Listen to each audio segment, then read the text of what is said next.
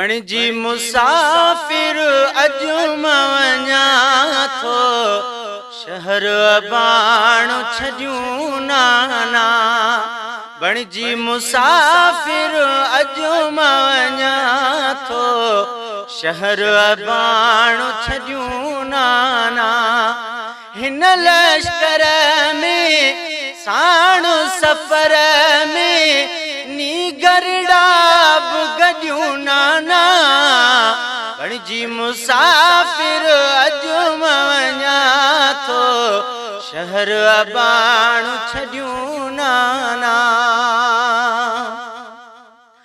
दौलत ज़र न ज़मीन जे ख़ातिर सिर्फ़ अव्हां जे दीन जे ख़ातिर है। दौलत ज़र न ज़मीन जे ख़ातिर सिर्फ़ अव्हां जे दीन जे ख़ातिर वठिजे अव्हां जो दीन बचाए कबियूं छा माल मदियूं नाना।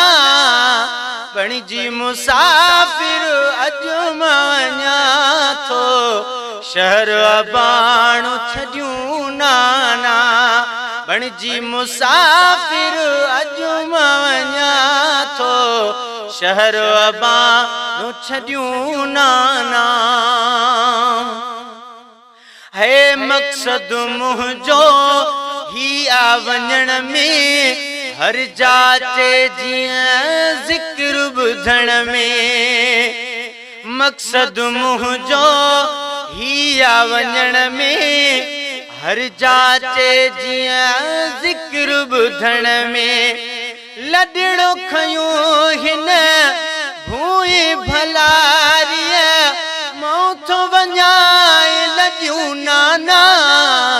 बणिजी मुसाफिर अजु मवञा थो शहर अबाणो छॾियूं नाना। बणिजी मुसाफिर अजु मवञा थो शहर अबाणो छॾियूं नाना।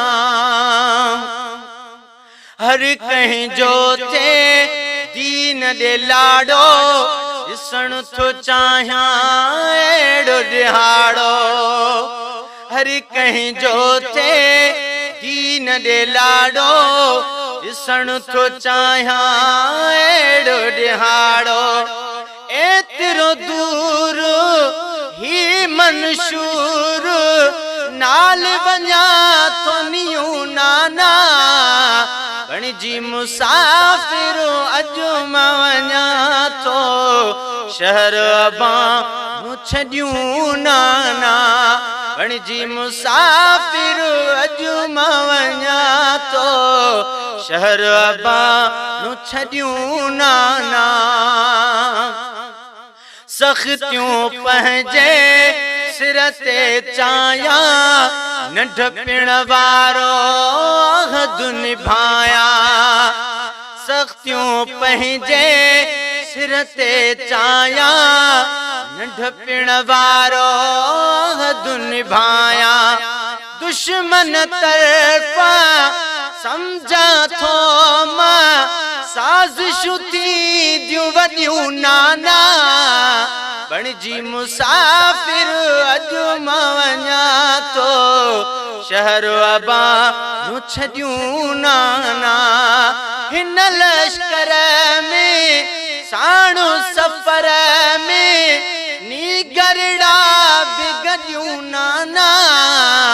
बणिजी मुसाफिर अजु मवञा थो शहर अबाणो छॾियूं नाना। घोर नवाज़ण थिया सो बहगुणो थी पियो रवानो आहे हुसैनणो।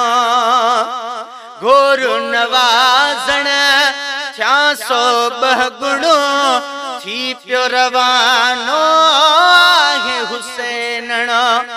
ईदुस पलीतनी जूं सभु ऊंधियूं तुर्त करे से तॾियूं नाना।